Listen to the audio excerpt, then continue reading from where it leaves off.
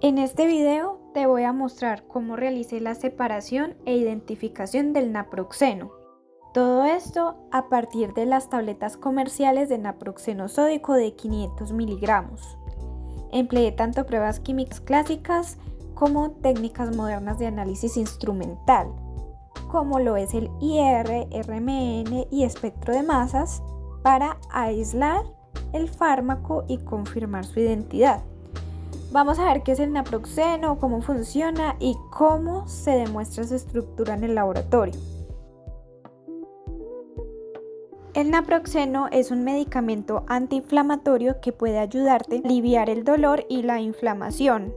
Este actúa inhibiendo de forma reversible la enzima ciclooxigenasa, cual es la encargada de convertir el ácido araquidónico en compuestos como las prostaglandinas, que son hormonas locales que permiten desencadenar la respuesta inflamatoria. Naproxeno se vende como su sal de sodio, ya que así es mucho más soluble en agua y se absorbe y actúa más rápido en el cuerpo. Naproxeno se usa principalmente en su forma S, ya que el enantiómero R no tiene la actividad terapéutica relevante y además presenta toxicidad hepática, por lo que no se usa en medicamentos. Para sus propiedades físicas y químicas tenemos un sólido cristalino blanco con un punto de fusión aproximadamente entre 152 a 155 grados Celsius y un peso molecular de 230 gramos sobre mol. Como se puede observar en su estructura química, se cuenta con un ácido carboxílico, el cual le permite reaccionar con bases. También se cuenta con un grupo metoxi y un sistema aromático naftaleno, o sea, dos anillos aromáticos fusionados. Para separar el naproxeno de las tabletas, debemos tener en cuenta que cada una de las tabletas de 500 miligramos de naproxeno contienen croscarmelosa sódica, povidona, estearato de magnesio y óxido de hierro. Se comenzó triturando la tableta de naproxeno sódico de 500 miligramos y se disolvió en agua, ya que el naproxeno sódico se disuelve rápidamente porque está en su forma de sal, que es altamente soluble en agua. La povidona y la croscarmelosa sódica pueden permanecer dispersas o parcialmente solubles en la fase acuosa. Por esa razón filtramos muy bien y posteriormente a esto se agrega ácido clorhídrico para que el naproxeno sódico precipite en su forma ácida, la cual es insoluble en agua. Ahora verificamos que el pH sea ácido entre 2 y 3 para asegurarnos que todo el naproxeno sea convertido en su forma no ionizada, la que sí forma el precipitado sólido. Filtramos y llevamos a secar. Ahí, como se dan cuenta, se me estaba quemando ya que no presté atención y le subieron mucho la temperatura. Como primera prueba para verificar que el naproxeno sí estaba puro, hice punto de fusión con el fusiómetro, donde se observó un cambio de color a amarillo en 153 grados Celsius. Realicé una prueba química sencilla para confirmar la identidad del compuesto. Si el compuesto realmente era naproxeno ácido, debía reaccionar con el bicarbonato produciendo una efervescencia, es decir, la liberación de dióxido de carbono, y eso fue exactamente lo que se observó. También realicé TLC, cromatografía en capa fina, con una fase móvil de hexanoacetato de etilo 7A3, una fase estacionaria de sílica gel. El naproxeno se visualizó claramente en luz ultravioleta, ya que el anillo naftaleno absorbe esta luz. En total lo corrí 2 veces y como el naproxeno estaba en su forma ácida, sí subió. Además utilicé el revelador de p-anisaldehído y se observó un color azul morado, lo cual confirma la presencia de un grupo aromático unido a funciones oxigenadas, coherente con la estructura del naproxeno. Para mayor seguridad se utilizaron las técnicas de análisis moderno, comenzando por el infrarrojo. A continuación vamos a hacer un análisis de cada uno de estos espectros. En el IR Se utiliza radiación electromagnética para identificar grupos funcionales mediante bandas de absorción características. Entre 3050 a 3400 tenemos el estiramiento del grupo hidroxilo, unido a las señales que hay de 3100 a 3000 del estiramiento carbono-hidrógeno y combinaciones del aromático. De 2860 y 2970 tenemos el estiramiento simétrico y asimétrico del grupo metilo. De 1700 a 1725, estiramiento del carbonilo del ácido carboxílico. Entre 1400 y 1600, el núcleo bencénico. De 1200 a 1420, tenemos la torsión o el estiramiento del carboxilo. Entre 1100 y 1200, tenemos el stretching carbono-oxígeno-carbono del éter de la molécula.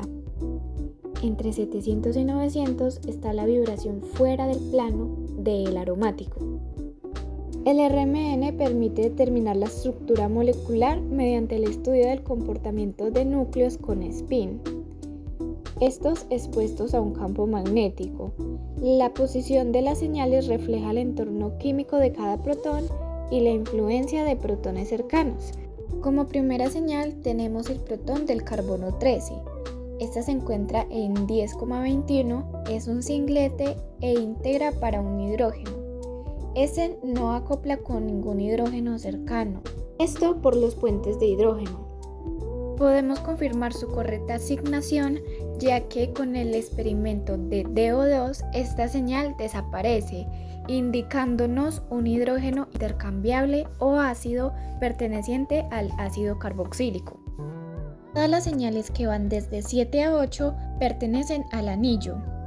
Para poder asignar cada protón a estas señales, debemos tener en cuenta que el grupo metoxi es un grupo donador de electrones para la posición orto y para, blindando estos protones. A continuación, esta señal pertenece a los protones de los carbonos 8, 6 y 9.